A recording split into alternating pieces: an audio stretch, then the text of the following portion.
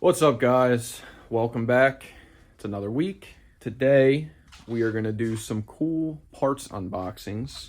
Well, at least one unboxing. I got a cool new tool I want to show you that I have needed for years that I've never bought. A little bit of an update on the Nova. Not much has changed. This week I am going to finish cleaning up the core support, get that back in the car, get that other wastegate mounted, pretty much ready to go. The parts that I got today are from John Rogers at IDS, which I'm super excited about.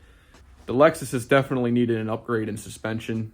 Right now I have cheap CX Racing coilovers on it, which they do work very well. I've been mid 120 60 foots with a stock chassis SC300 at some point with just some off-the-shelf CX Racing coilovers. The ones that I got for this car, even though they're only about a year old, the left front is completely blown out. And if I was going to replace them, which is what I should have done to begin with, I should have just bought IDSs to begin with because I knew what I was going to do with the car. It just made more sense to buy something, cheap at the time, but now it's biting me in the butt because I've now spent double what I just would have bought these to begin with. So let's check them out. Get this box open. So this round, I only bought the fronts. The rear coilovers are still in good shape. And just at this time, before I do the whole rear suspension, I just wanted to get the front stuff taken care of. I do have to put another front lower control arm on the car. So since I was going to be in there doing it, I just wanted to get everything fixed and aligned once. So I just went ahead and hit up John. He was super responsive with me. Kind of didn't really know what I needed for spring rate. He gave me a really good recommendation on where we should start with that. So he got me that. I got everything ordered up. I want to see what everything here comes with. Looks like we got strut tops, strut tower mounts, bag of hardware.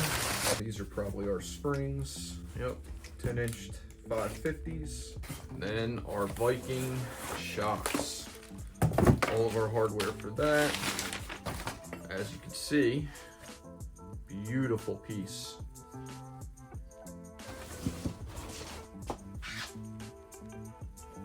So what you can see here, we got our Viking Crusader shock. It's a double adjustable unit. These are our strut side mounts. These will mount into the car to adapt the factory style upper strut mount to what will work with this Viking. Our spanners obviously go in the shock. Top plate where the spring goes into. And then we have our bushings and misalignment spacers. And then a bag of hardware, which I'm going to assume will make our lower alignment spacer fit into the factory strut location. This is a very long shock body, so I'm going to assume we're going to have quite a bit of travel out of this shock, definitely. So that'll definitely help on some of the low prep, no prep street stuff if I want to mess around with that. Probably going to have quite a bit of adjustment out of this shock. These things are pretty straightforward. I mean, this thing goes together. Strut goes together. I'll do all that, when the time comes to put them on the car. But right now, I just wanted to get everything out of the box and make sure I had it all.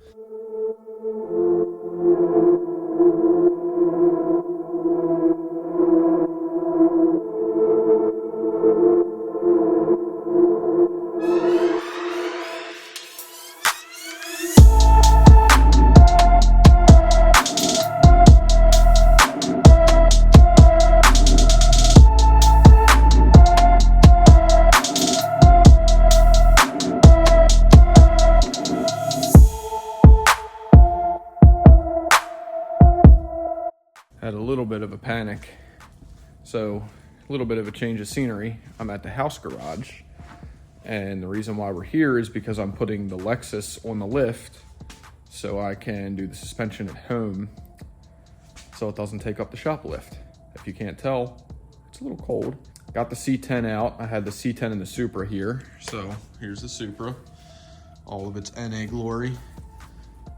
It's got sweet 2002 graphics on it, some CTSV brakes. I haven't started this car in like 4 months, probably the last time I drove it. We're gonna see how cold starts. It is on an EMU black ECU Masters that I tuned myself. Pump gas, obviously it's NA, so nothing really crazy special. ECU Masters did come with a base map.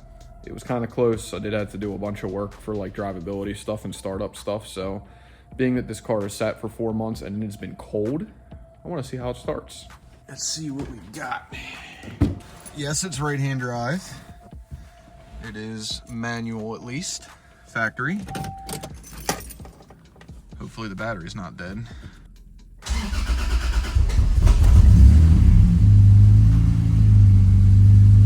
Okay. I'm not mad at it. I mean, been sitting for 4 months. Got a little bit of a misfire. I have not done a tune-up or anything on this car since I've gotten it.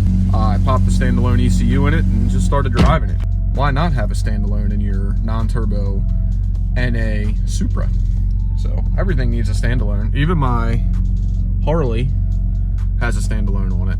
I think the only things at my house that don't have standalone ECUs are what gets driven daily, which would be the old Chevy truck, the Telluride, and the 4Runner.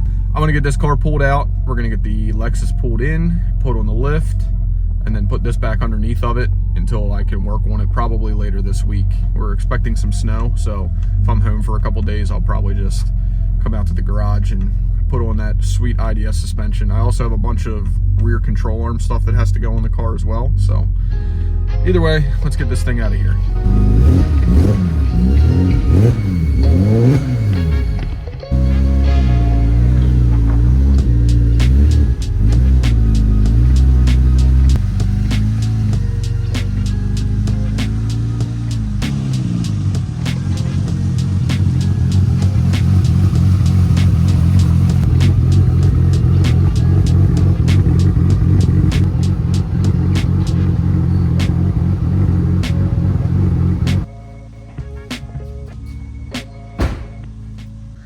And since we're going to be storing this thing here for a little bit, here's all my IDS parts. I'm just going to unhook the battery so the battery doesn't die.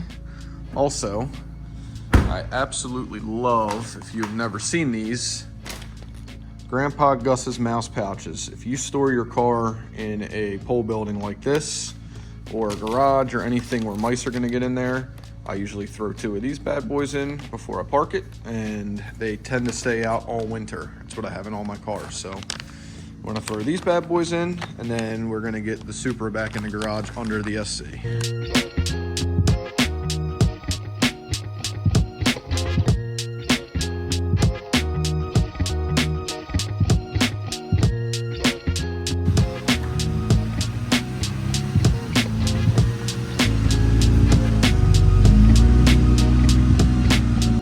Both in here.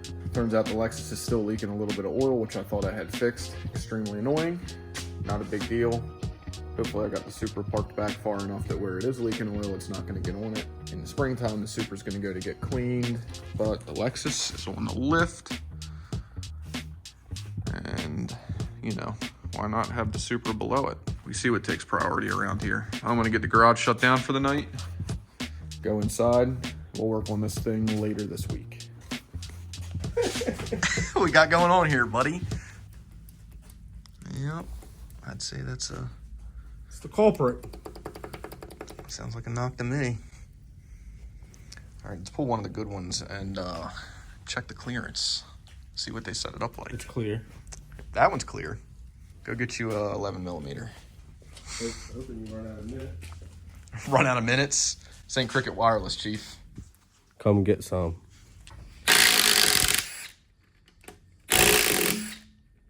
Let's pull a good one.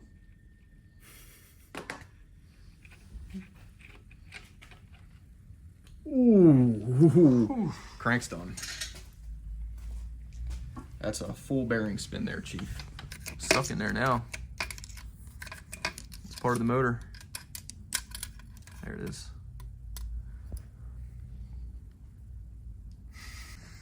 I got 2 other ones. This is a good motor though, ain't it? I don't know. Is it? No, I mean it was. That's what happens when you let people touch it that don't know what they're doing. That's what happens when you rebuild your motor and you don't have a fucking clue. I didn't fucking touch it. I didn't say you touched it. You bought it from somebody. What's his name? Call him out by name. Bradley Miles. Bradley Miles. Bradley Miles rebuilt this 5.3. Won't be racing this year. Oh, we'll be out in fucking 2 weeks. Please put that on That's a minute. You know what I mean? The turbo kit was supposed to be 2 weeks. Who wants to get fucking drugged? Who's first? Wes is first. Whatever that other ugly Monte Carlo is. Aaron Rolling. Yeah. B built. He ain't gonna watch my video. He don't like me. Chrysler 300. Whoever, I don't care. Fucking them all up. Yeah. Gapping everybody. Yeah. How much? How much what? 1,000 on each race? I don't give a fuck. One Sunday, babe. Back to back. Well, I'm sure you guys saw, Russell has hurt the motor, and it is by no fault of Russell's or mine, I'm sure I'll be blamed, that this happened. So what wound up happening was when Russell started putting this car together, he bought a motor that he was told was fresh from the machine shop. Now, I'm not saying that it wasn't done by a machine shop, but if a machine shop put this thing together, they did a pretty piss poor job at it. But long story short, he calls me up, car's got a rod knock. It's been on pump gas since he left here. He's probably put 100 miles on it. Basically got no boost in timing in it, just something fun for him to run around in. And, you know, he sends me a video, tell him, pull the motor out, bring it down to the shop. We'll figure out what's going on with it. Cylinder 7. This bearing was completely spun over on itself and basically trashed. Started pulling the motor apart, and what I figured out pretty quickly was not only are the rods in backwards, but either they were severely over tightened and that might have changed the bearing clearance, or the bearing clearance wasn't correct to begin with. I pulled one of the good rods off and checked the clearance on that just with some plastic gauge, and it was so tight that the plastic gauge basically just completely disappeared. The main journals look really good. I mean, there's a little bit of marking in there, but nothing bad. Coating's still on them. But these rods are definitely wrong. So what I mean by the rods being backwards, so these rods, when they ride on a journal together like this, they have a chamfered edge that's machined into them right here, and then they have a flat edge. This flat edge is supposed to butt up with the flat edge of the rod next to it. These are basically all flipped, so the chamfered edge is touching the chamfered edge that's next to it. And I'll pull this other one off real quick and you can see what that winds up doing to the rod bearing. If you don't have that chamfered edge out, also the rod bearing is off center in the rod cap, you wind up getting premature bearing wear and bad clearance on the inside of that bearing. But you can see that big chamfered edge and see how off center that bearing is. This is the flat edge. This flat edge, when it's installed on this rod, is against the counterweight of the crank, which is backwards. Definitely pay attention when you're putting your motor together. If you've never put an LS motor together, or really probably any V8 that shares rod journals like this, one edge of the rod is going to be flat and the other is definitely going to be chamfered. When he told me about the whole motor deal, I kind of like unmolested motors when we're doing some stock bottom end goodness, because, you know, if it's been in a truck for 200,000 miles, likely if you put it in your car, it's going to be fine. If somebody says, oh yeah, you know, I refreshed it, and they have no clue what they're doing, this is what you wind up with. So it's not a big deal. We're going to probably wind up grabbing a set of rods and pistons for this motor, just a set of like drop-in Summit Pro LS, or Texas Speed sells a kit too, that doesn't require any engine balancing. Probably grab a set of those, drop them in this motor, clean everything out, get him, you know, buttoned back up and ready for the season, because I know he's looking to fuck some people up. So we'll get him straightened out.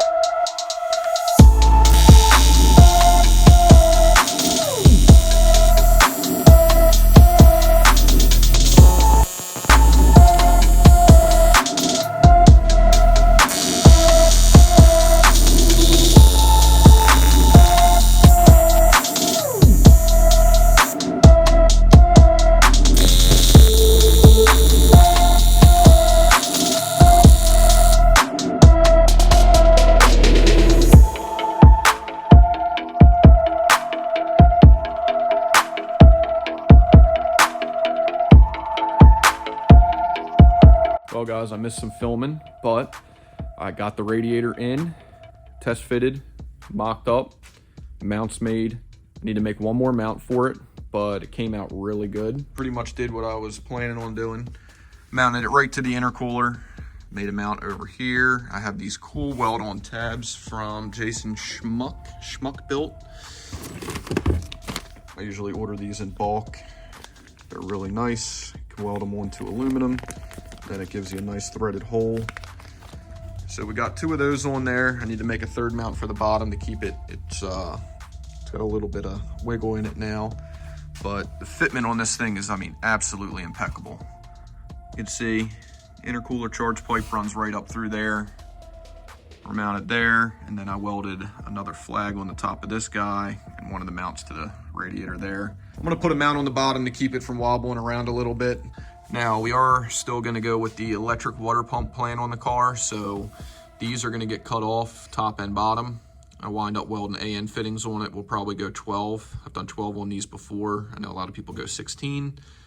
Never had issue with 12 AN for cooling systems. It's a lot easier to put together too. And I did get this fan in. I am a big fan, no pun intended, of these new Proform brushless fans. So you can get these things and run them out of the box. They do come with 3 wires. They make an optional controller for them to where you can wire in a brushless controller. I'm gonna wire it straight, so basically the Holley is gonna control when it turns on, and then you take the red and the green wire and tie them together. That gives you full speed. This does have a soft start function built into it, so you don't have to worry about a crazy voltage jump, and then obviously a ground. This fan is a 14-inch fan, and it flows right around 3000 CFM, which is crazy for a 14-inch fan out of the box. Today's plan, now that I got the radiator pretty much where I want it, I'm gonna get this other wastegate done that I've been talking about forever, get that done tonight, and I'm gonna get the core support and front end back on the car tonight so I can see how everything lays out and fits now that it's all put back together. Again, I'm thrilled, absolutely thrilled with how this thing's turning out.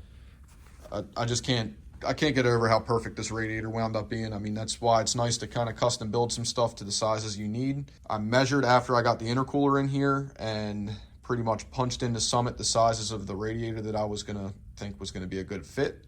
And, you know, this is what came up.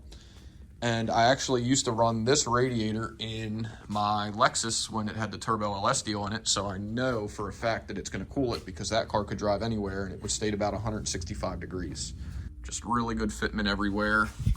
I have about, which you probably can't see on camera,